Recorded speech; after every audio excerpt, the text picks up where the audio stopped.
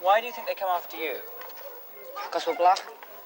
This is one of those videos that that I just have to do. This one has to get put out, and I've been putting it off and putting it off, but we're getting closer and closer to the presidential election. Trump wins and dominates, or Biden wins and dominates, is definitely going to be a landslide.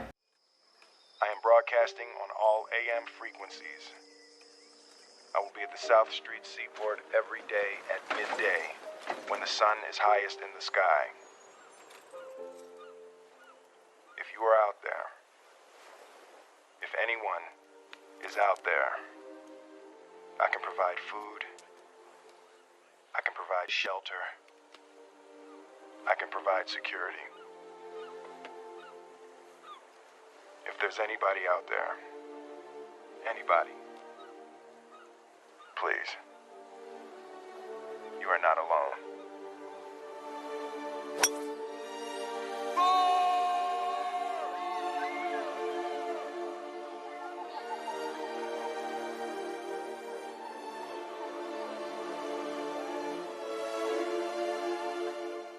Looking at all the facts of all the things that have happened so far with 1972 and 2020, 1972 being the birth of things or being things that were altered and changed that pretty much dictated what was going to happen for the next 48 years. Before anybody watches this video, and I know this is going to be really hard for most of you to understand what true neutrality means. Like, I am truly neutral. In other words, you guys are going to learn a lot of information about me now that you have not learned so far. I'm biracial. I don't choose the black race and I don't choose the white race. I don't choose either one side or the other. I literally walk the middle of the road for both races. I don't choose Democrat. I don't choose Republican. I don't choose a football team. Everything in my life, pretty much, even, with religion, everything has been pretty much open, in the middle of the road, not choosing a side. That is true neutrality. And some people may think that it's messed up, or that most of you are always going to choose a side. Regardless, you're going to choose a side. That is the way you're programmed.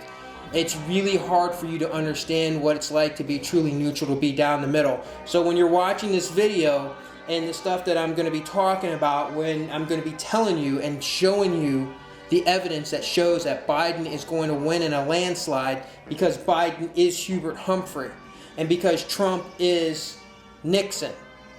And I'm showing you that this is the opposite of 1972's election, which was McGovern versus Nixon, and it should not have been McGovern. It should have been Hubert Humphrey. He was the Democratic nominee. He got bumped out by some weird new thing that I don't know if it's weird, it's just the way that they changed. I'm going to try to find that clip and post it. The way they changed everything in that Democratic nominee for the first time ever was a perfect storm to knock Hubert Humphrey out of the way. Although the Democratic Party establishment again wanted Hubert Humphrey as their guy, the grassroots movement to get McGovern as the nominee overcame them. McGovern became the nominee, and what became known as the McGovern Commission, or the principle that the most primary votes should actually determine who the nominee was, has been the norm ever since. Some of the Democratic Party establishment didn't like McGovern, though, and refused to support him.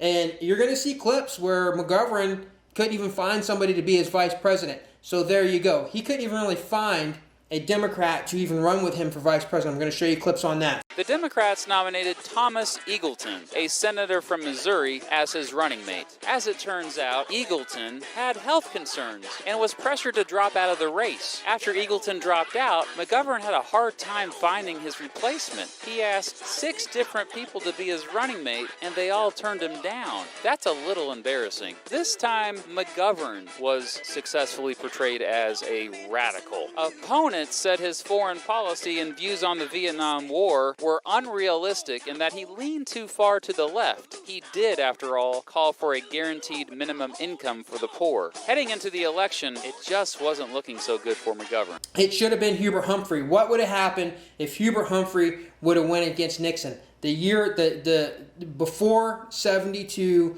the earlier years in 68, when Hubert Humphrey ran against Nixon, he almost beat Nixon. I came within a hair's breadth of beating Mr. Nixon in 1968 before they found out really what he was like in public office. I think now that the people that find out that you've got rising prices, high cost of living, high unemployment, high interest rates, unfavorable balance of trade, devalued dollar, a country that's standing still, and a president that doesn't seem to have any contact with the young or the blacks. So he had a good chance of running again in 72 and beating Nixon. But Nixon won. He won in a landslide over top of McGovern. And here are the results. Richard Nixon easily won re-election, receiving 520 electoral votes. He got 60.7% of the popular vote. By all accounts, Nixon destroyed McGovern. McGovern received only 17 electoral votes, which was just Massachusetts. In the District of Columbia, he got just 37.5% of the popular vote. Nixon received nearly 18 million more votes than McGovern, the widest margin of any presidential election in American history.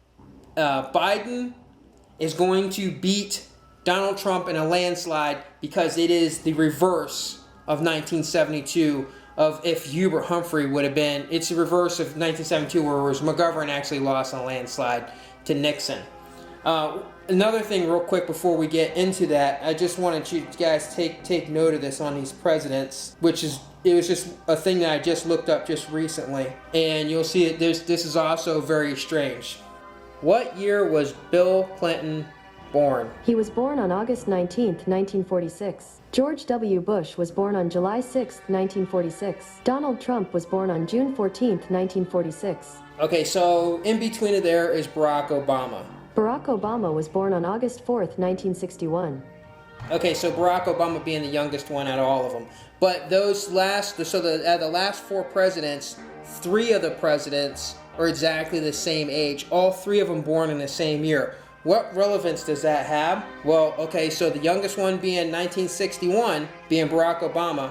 What were the years for baby boomers? Baby boomers were born between 1946 and 1964. They're currently between 56 to 74 years old. Gen X was born between 1965 and 1980. The first year for baby boomers is 1946. So in 1946, Bill Clinton was born, George Walker Bush was born, and Donald Trump was born. And in the very last year was 1964, which is when Kamala Harris is born. Good evening, I'm Nat Hentoff, moderator of tonight's press panel, Time for Shirley Chisholm. For the next half hour, we'll be talking with the first woman candidate for the presidency of the United States. The first woman who ever ran for president was in 1972. Her name was Shirley Chisholm, and she just so happened to be an African-American woman. And she was asked if she would choose, if she didn't win the presidency, would she consider being Hubert Humphrey's vice president? And now, in 2020, you got the same pair again. You actually have that pairing of a black female vice president candidate with Joe Biden. What the team would be like.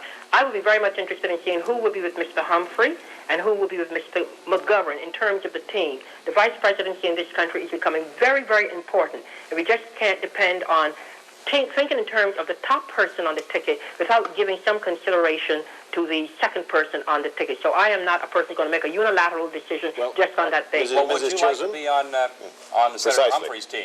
Pardon? Would you like to be on Senator Humphrey's team, Mrs. Chisholm? I would have to say it would depend on what develops at the convention. That's another thing I want to point out too. So if Biden, well, it's not an if.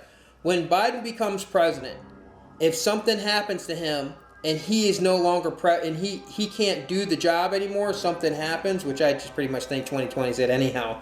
But let's say that something happens to Biden and he can't retain the presidency. Kamala Harris was born on October 20th, 1964. The very last year for baby boomers. So you have the three beginning presidents, the three presidents who were in the beginning, of baby boomers, which is 46, which is Clinton, Bush, and Trump, and then you have Obama, which is in the middle. He's born in 1961. But if you get Biden in there, which Biden's going to go in there, it's going to stay baby boomers. So here, let's go here. According to Wikipedia, Clinton was elected president in 1992, defeating incumbent Republican opponent George H.W. Bush. At age 46, he became the third youngest president in history.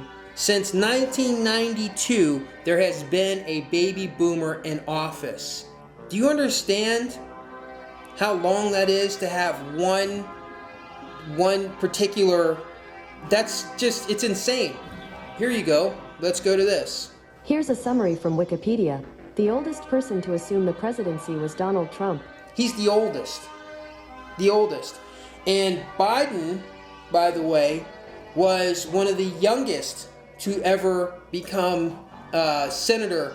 Senator Biden, it's nice to have you here. As the youngest member of the Senate, the one, therefore, who may expect the longest career there, I wonder if you'd say to us, since it's clear that you're not corrupt and you got elected, why should people think that the system produces corrupt results when there you are?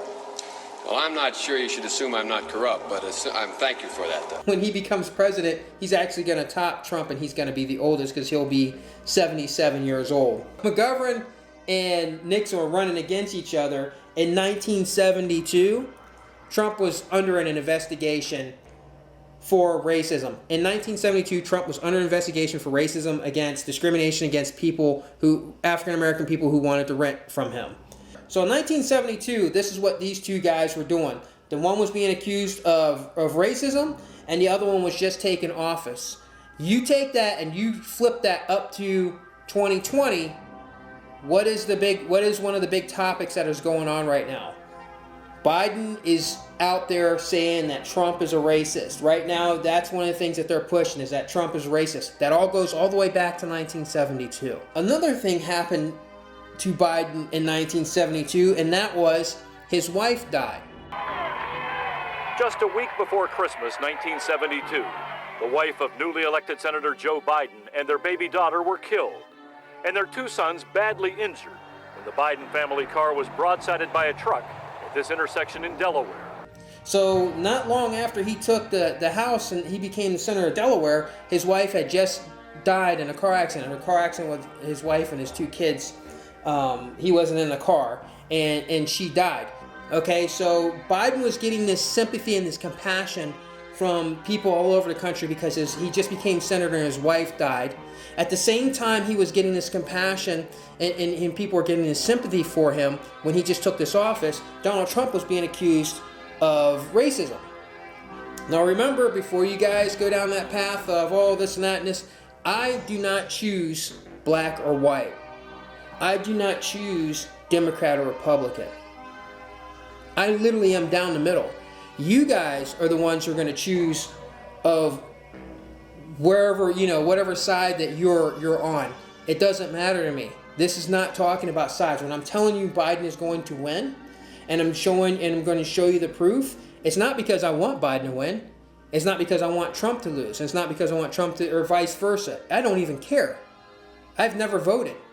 That's not my path here. While I'm here, it's not my path.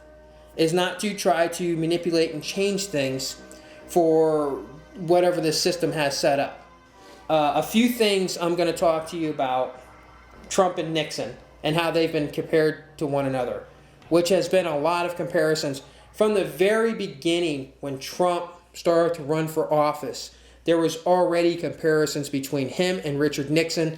But then after, this year, here's another comparison. Political rivals were recorded on Nixon's enemies list. Politicians, journalists, and even Hollywood actors Nixon feared could stop his re-election were included, and were harassed by the administration with tax audits, legal action, and more. Prior to the 1972 election, the Republicans created a Committee for the Re-election of the President, or CRP.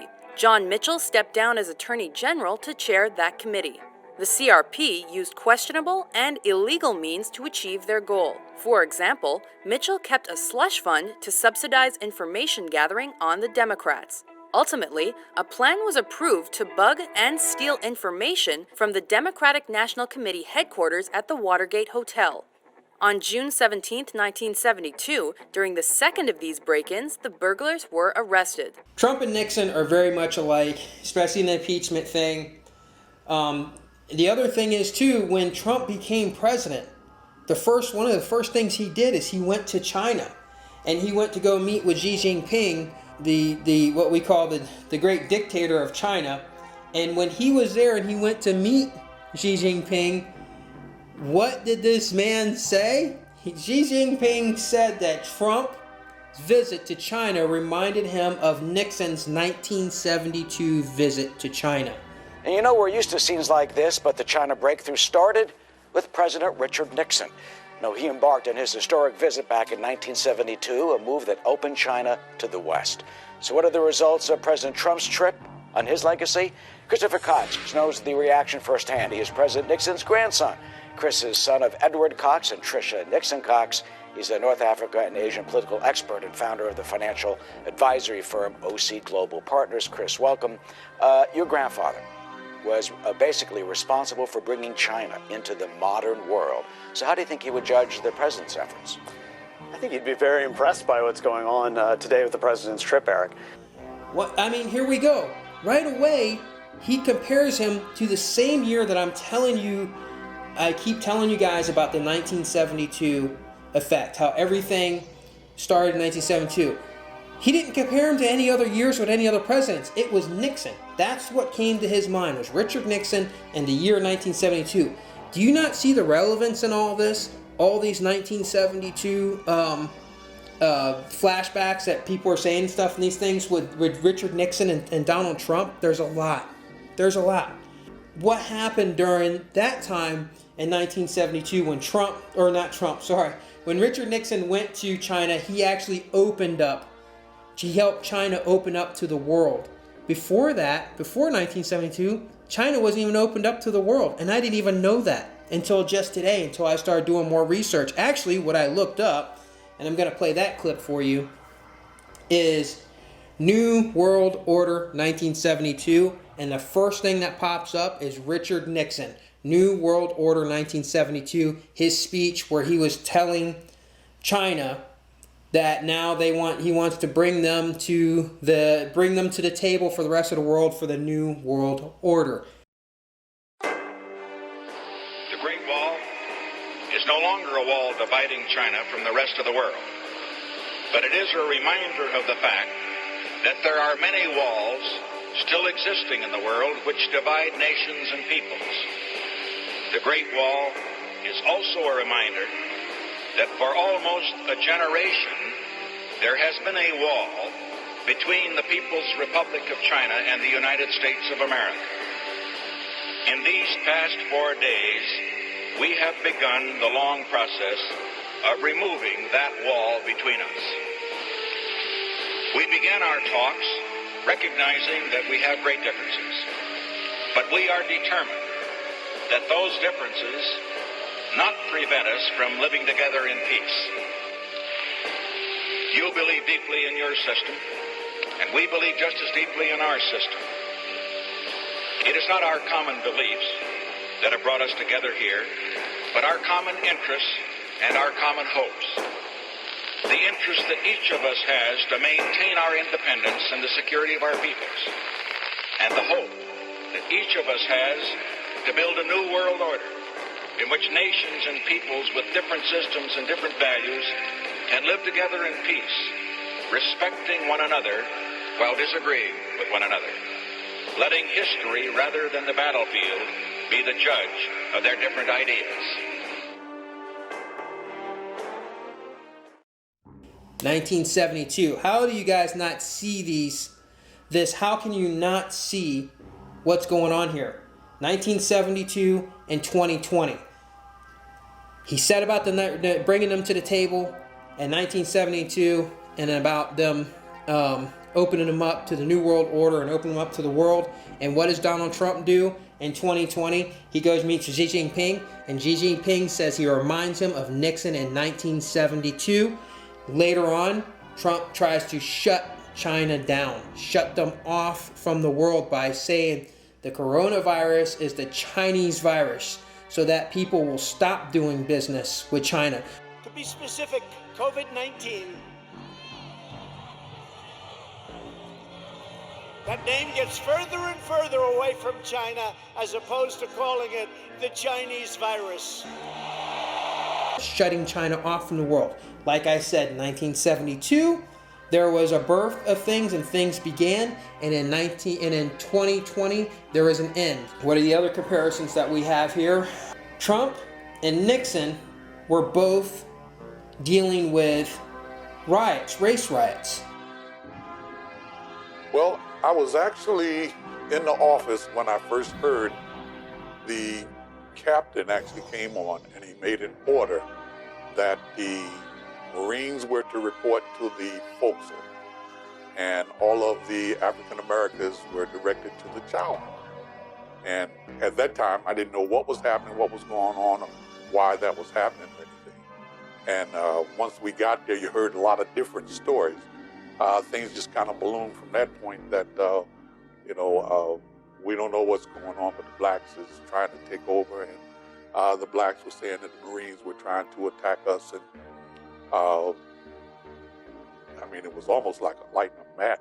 It just happened that fast that the next thing you know, they were going to the ship, and it was really terrible. It went from rioting to looting, and they were busting the stores that they had aboard ship. They were going to the rack areas and taking the pipes off the walls and, sticking them in the racks, and things that got really bad. And captain, they called again for everyone to report off, and then after they got us in the chow hall, they had dogged the latches down where we couldn't get out. So we stayed there overnight, and then when things were supposed to be calmed down, we were ordered to go back to work the next day, which the majority, which of course was all it took, was, we were up all night. We're not going to work tomorrow. And neither did, anyone that I was aware of went to work the next day. So I did my research on the 1972 USS Kitty Hawk for this Donald Trump thing, in the comparison with his race riots going on now, and what Nixon was dealing with a race riot that happened on that ship, and Nixon had to deal with that. And that was, of course, I'm sure Nixon was called a racist, and I'm sure he said things that favored more of the whites than the blacks on the ship, and people was feeling that. And I would like to, if anybody who was alive in 1972 and was old enough to remember that race riot that went on that ship, if you could leave a comment and let the people know of especially if you're African American. If you're African American, tell everybody else how you felt about what Nixon said during that time, during that race riot. So as I was looking that up, because, of course, I'm not going to bring up the 2020 race riots that's going on now. Because it's way bigger than a ship, but that was a big deal at the time. And now it's gotten it's like the whole country, there's race riots that's going on. But I was looking up the ship, the USS Kitty Hawk, right? So I'm looking this ship up to get more, investigating more into the story. And what do I find out? The U.S. Navy in 2020 wants to dismantle and destroy the Kitty Hawk, the USS Kitty Hawk. In 1972, there is a birth of things, or there's a certain event that happens, and then in 2020 there's the death. And the death of the U.S. Kitty Hawk is supposed to have happened this year. Donald Trump has fired FBI Director James Comey. He was in the middle of investigating Trump's ties to Russia. Why does that sound familiar? Richard Nixon did the same thing. He fired the prosecutor investigating him for spying on his political opponents. It's known as Watergate. But is that where the similarities between Trump and Nixon end? Actually, it's where they start. Both presidents ran campaigns promising to restore law and order. We shall have order in the United States. I am the law and order candidate. They appealed to what they called the silent majority of Americans. They were different to those who were protesting against them. The great silent majority of my fellow Americans, I ask for your support. It's a term that I haven't heard for years, but I really think it applies now more than maybe ever before. And that's the term, the silent majority. Have you all heard that? The forgotten Americans. The forgotten Americans? The forgotten men and women of our country will be forgotten no longer. They both took aim at the media. I have never heard or seen such outrageous, vicious, distorted reporting. Don't get the impression that you arouse my anger. You see, one can only be angry with those he respects. A few days ago, I called the fake news the enemy of the people, and they are. They are the enemy of the people. Their administrations were plagued by leaks. It is leaking that is behind it all. And this administration is a sieve right now. In Nixon's final days, the Pentagon Papers leaks made him hostile and paranoid. Like in this private conversation with his security advisor, Henry Kissinger. We're going to be around always for enemies. And also, never forget, the press is the enemy. The press is the enemy. Within the first weeks of Trump's presidency, there were so many leaks, staff had to hand over their phones before meetings. The most striking parallel is that both presidents were accused of undermining the Democratic Party during elections by stealing documents from their offices. Russia, if you're listening, I hope you're able to find the 30,000 emails that are missing. Trump's ties to the Russian hacks haven't been proven, but he's just fired the lead investigator. I was going to fire Comey. My decision. It was not... You had made the decision before they came in the room. I was going to fire Comey. And this week met up with none other than Henry Kissinger. There is one major difference between Trump and Nixon. While they're both Republicans, in 1973 the Democrats controlled Congress and pushed to impeach Nixon, leading to his resignation. Some Democrats say Trump is heading down that track, but it's the Republicans who are now in control, and this could make all the difference. It's Trump, the new Nixon, and is Russian hacking the new Watergate. Biden and Humphrey, both sitting Democratic vice presidents before Donald Trump and Richard Nixon. Both of them were the most dangerous. They're both the most. If Humphrey would have ran, if McGovern did not slip in, and Humphrey would have got to run against Richard Nixon, he most likely would have beat him. Because, like I said, previously when he ran against Nixon almost lost, and this time, Humphrey was getting momentum. He could have got him. I came within a hair's breadth of beating Mr. Nixon in 1968 before they found out really what he was like in public office. I think now that the people that find out that you've got rising prices, high cost of living, high unemployment, high interest rates, unfavorable balance of trade, devalued dollar, a country that's standing still, and a president that doesn't seem to have any contact with the young or the blacks. So one of the messages that Hubert Humphrey was using back in 1972 was that he was the man who could beat Richard Nixon, and one of the things that he knew he was going to be able to beat him on was because of the racism issue, because that Nixon handled African Americans poorly. So that was going to be one of the things that he was going to run against on Richard Nixon. Well, Biden's doing the same thing. And like I said, whether you want to say Biden's a racist or not, it doesn't really matter. These are the messages that these guys are putting out. So there's a lot of things that are similar with Biden and Humphrey, but there's also a lot of things that were similar with McGovern and Bernie Sanders. So who was one of the biggest rivals for Biden that almost knocked him out of this race against Donald Trump this year? It was Bernie Sanders. And if you look at 1972, McGovern, he had a lot of the same views that Bernie Sanders has. So these players are all the same. These are the same players. They're the same players. They have some differences, but they are still the same core players. 1972 had these 3 actors, and then 2020 has the same 3 actors. They're the same players. They're the same issues that those guys ran off of. So if you had Bernie Sanders, so let's say Sanders would have knocked Biden out of the way, just like in 1972 where McGovern knocked Humphrey out of the way. Sanders right now would be running off the same message that McGovern ran off of in 1972, which is what led to Richard Nixon's landslide over McGovern, which was what would have led to Donald Trump's landslide over Sanders. So there's the undoing of what I'm trying to explain to you guys. Even between Bernie Sanders, and Joe Biden, it's flipped. It's completely flipped from 1972, which was Hubert Humphrey running against McGovern for that Democratic nomination. Okay, and it flipped completely the other way here in 2020, and now we're going to see how it would have went with Hubert Humphrey going against Richard Nixon in 2020. So this is it's very intertwined. I mean, if you can't follow this and you can't understand it, you'll never understand it.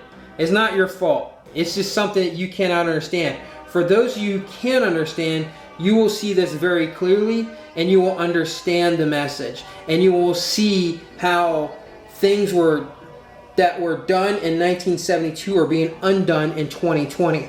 And let me tell you this. There's one other thing I want to bring up about the presidential election this year in 2020. It does not matter who wins. Either way, let's say something happens in the Matrix and there's a glitch in the Matrix and somehow Donald Trump actually does win. If he wins, I'm pretty sure it's probably going to be in a landslide, because I'm pretty sure that this whole thing is going to be a landslide just like in 1972. It should be a reverse. When you look at everything, it should be reversed. Biden should be winning a landslide. But let's say by chance that there is a glitch in this matrix, there's a glitch in this simulation, and everything else that was done in 1972 is being undone in 2020 does not happen in this one glitch. This would be the one glitch that does not become undone. Let's say Donald Trump does win. It's going to be a civil war. Regardless, it's going to be a civil war. If Donald Trump loses, it's going to be a civil war. It doesn't matter who wins or loses, whether or not the country is going to be, whether or not the country is going to be in peril. 2020 is it for America. I'm not saying that 2020 is the end of this. Before I was thinking 2020 is the end of the simulation, but I really don't know. I don't want to make things up. I'm looking at the facts of 72, and I'm looking at the facts of the things that are going on in 2020. I'm seeing the things that were done in 72 and they're being undone in 2020. It may not be that this is the end of the simulation, the virtual reality that we're living in or whatever. It may just be that this is the end of America in 2020. This is it. This is the complete undoing of America. Everything that made America great, what did Donald Trump run off of? Let's make America great again. Well, when America actually became all the major things that happened in America that set it up for the last 48 years was in 1972. Everything. Bill Gates created Microsoft. He created Trafto Data in 1972. Trafto Data was the predecessor for Microsoft. So all the computer technology, all the stuff that put us, which was the dot-com boom, which is the computers and everything, that all, you can thank that from 1972. What else came out in 1972? Magnavox, Atari, video games. Video games have changed the world. DARPA became DARPA in 1972. The last time they landed on the moon was in 1972. I mean, so much stuff happened, and that's why I'm surprised. Also, I'm surprised that they haven't gone back to the moon in 2020. I thought for sure Elon Musk's thing was that they're going to overshoot the space station and say, "Whoops, we missed the space station, guys. We got bad news, but we have good news though, because we're actually a lot closer to the moon, so we're just going to go ahead and go there." So I'm actually really, really surprised that Elon Musk did not go and hit the moon this year because it's 2020. Since the last time they went was in 72. I've been waiting for it, and maybe China's going to go there this year towards the end of this year. I don't know, but it definitely looks like. But either which way you look at it, if Trump wins or loses, it's going to be civil war. And what does that mean? That means that so let me put this for you, those of you who do not understand this, those of you who still live in a bubble, who still do not get it. If Trump wins, the left has enough backing from very powerful people that want to see the country fall, and they will help fund and push. The riots are like nothing that you're seeing right now. Those are nothing compared to what's going to happen if Trump wins this election. You remember that when Trump won the first one and how crazy things got then, and remember how there was like this big gathering in front of the White House and all these people were protesting? You think now with the race riots all year long, you think now at the end of this year if Trump was to win, that there was a glitch in the matrix and he'd win, you think that wouldn't be 100 times worse? Trust me, it's over. This year, it's over. It's all over. So, in 2020, if Trump becomes president, yeah, there's going to be a civil war. And it's not just, here's what you got to understand. It's not just very powerful people who are interested into seeing the fall of America, and which is funny, 2020, it's also the UN. The UN, once the Civil War starts, and especially if Trump becomes president, the UN is going to come in and back the left. If the Civil War starts and things start getting really bad, and mark my words on this, if there's a glitch in the matrix and Donald Trump becomes president, the very first thing that he is going to do, and don't forget, he built the wall, so you guys ain't getting anywhere. So don't try to go to Canada. Don't try to go to Mexico. There is no escape. So all the Republicans who are all happy and people are happy about that wall, guess what? It keeps you in. So when the UN comes in here, all the people come in here, and they start, storming the streets and stuff, you got no escape. You asked for this. The very first thing that Donald Trump is going to do, when the riots break out, when people are trying to get him out of the White House, the very first thing, American soldiers are going to be sent out on the streets, and they're going to be on these streets with Humvees and tanks and guns, and it's going to be a mess. And the military is not a bunch of mindless slaves. There's people in the military who are going to rebel. So you're going to have a coup. It is going to be a total mess. And while that's going on, the UN will be here. But the very first thing, remember, Donald Trump said he's the president of law and order. Guess who else said that? That they're the president of law and order. Richard Nixon in 1972. That he'll be a president of law and order. So the very first thing he's going to do is he's going to put in place, he's going to call the troops out, and he's going to sick them on the American people, because he's going to say he's had enough. Right now he's playing nice because he has to. Right now he's trying to win that presidency. He's trying to buck the operating system that runs all this stuff. Okay, everything that's in this simulation, he's trying to break that. He's trying to put a glitch in the system. So right now he's being nice, and you guys aren't seeing him. He's not really saying anything about these riots all that much. He's being very, very quiet. But if he wins, if he glitches this matrix and he wins, all hell is going to break loose. And I'm going to tell you something else, Republicans. And here's the thing. Like I said, I'm down the middle, so I don't choose any side. So please don't take this as a slight towards you guys, because it was NPC. That's why. So here's the thing I want you Republicans to know, and I want you to think about. Most of you have somebody that's close to you care about that's going to be rounded up or shot because they're going to be on the opposing side. There's very, very few families and people who everybody that they know and everybody they love and everybody they care about believes the same views as they do, has the same political views. If you got one person, a grandson, a granddaughter, you know, a sister, a brother, a father, a mother, who chooses the other side, and they're very passionate about it, and they're going to be fighting against this, and hey, you know what, all the information's out there, so they already know who the people they're going to go to round up.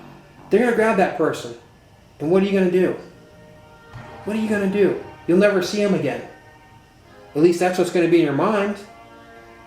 So what do you think is going to happen? And if not you, the Republican next to you is going to have to deal with this. And that person may say, you know what, my family is more important than this political mess. It's more important than who's in the White House right now. Because that is my blood. You need to think about that. So if he wins, that's going to go down. For you Democrats, if Biden wins, the Republicans are going to raise hell. It's going to be civil war. Because they're going to be saying, you know, that the election was rigged. And if we do these mail-in ballots, which by the way, 1972, here we go again. There was a whole thing there was a whole thing where they were trying to say about the election was rigged then. Democrats, while you're sitting there cheering and jumping up and down because Biden, I am pretty sure, looking at the numbers and looking at the way things are going, Biden's going to win. While you're happy and you're jumping around, you're cheering up and down, you're happy because your guy got in, and you're laughing and pointing at the Republicans. Remember, the Republican Party is the NRA party. They hold most of the guns, and they are firmly 100% believe in that Constitution. And they will defend Donald Trump because they will think that they're defending the Constitution. And they will not accept Joe Biden in that White House. It's not going to happen. There's huge, and most of these guys are not your average Joes. A lot of these guys are people who are police officers, former military. These are all people who are trained with firearms, trained to shoot and kill people. You got to understand, the people that you're going up against when you as a Democrat and as the opposing party, and if these guys believe that, you know, hey, we're going to go to civil, they're already talking about it. I can tell you this, it's on both sides. I hear it on both sides. And by the way, like I said, when I play the middle and I don't choose a side, and I know you probably cannot understand this, I have friends who are black who are racist. They're racist against white people. I have friends who are white and they're racist against black people. In my opinion, they have the right to feel and to think whatever they want about other people. No one has the right to force them to like other people. Because what happens is when this whole culture thing that's going on, where it's not acceptable to say certain things, it's not acceptable to act a certain way or to believe a certain way, it doesn't matter. Those people still believe these things. They still feel this way. All you're doing is help suppressing it by not letting them get it out.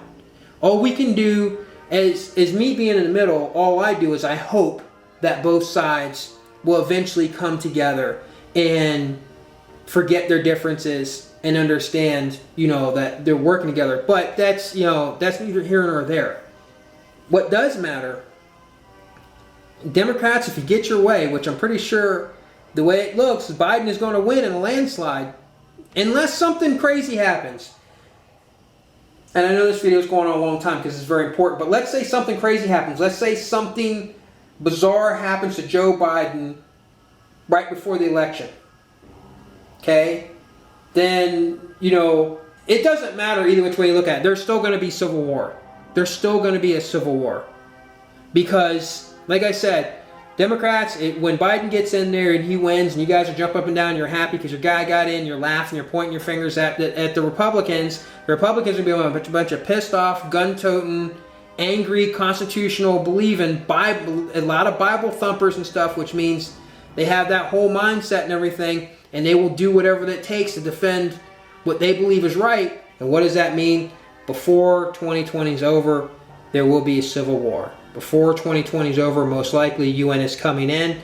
And I'm going to put one other thing out there too, because with the virus thing going on and stuff like that, they will be coming in not only just to reinstill order in this country, but also to help pass whatever vaccination that is going to be out there. Hey, you know, it is what it is. It's over, guys. 2020, this is it. And for those of you who can't understand this message and can see, you will. And for those of you who can't, you can't. And most of you are just NPCs, and it's really not your fault. But this is the way it's going to play out. I'm giving you the facts, and you will take it for whatever you want. Go ahead and leave comments down there, you know, whatever side you're on, and plead your case, but it doesn't matter. It does not matter. It's all over at the end of this year. So, supposing we hit the body with a tremendous, whether it's ultraviolet or just very powerful light, and I think you said that hasn't been checked, but you're going to test it. And then I said, supposing you brought the light inside the body, which you can do either through the skin or in some other way. And I think you said you're going to test that too. Sounds interesting. Right, and then I see the disinfectant, where it knocks it out in a minute, 1 minute.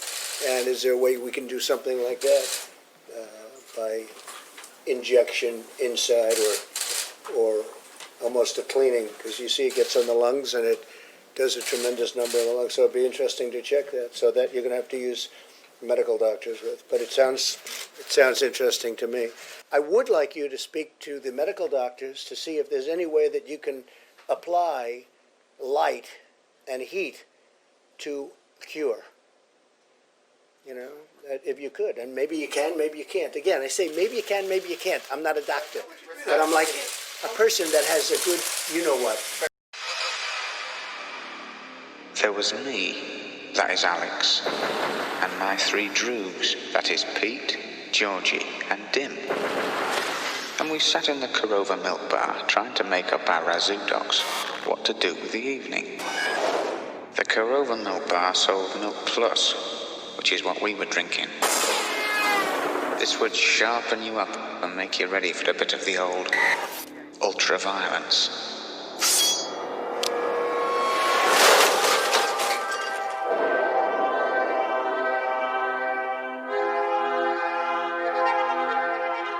Hi there, my little droogies. The evening's the great time, isn't it, Alex Boyle? He's enterprising, aggressive, young, bold, vicious. He'll do. What on earth could that be? Now it was lovely music that came to my aid, a bit of the old Ludwig van. Biddy well, little brother. Biddy well. Stop it, please, I beg you! Food, all right. Great, sir, great. Try the wine.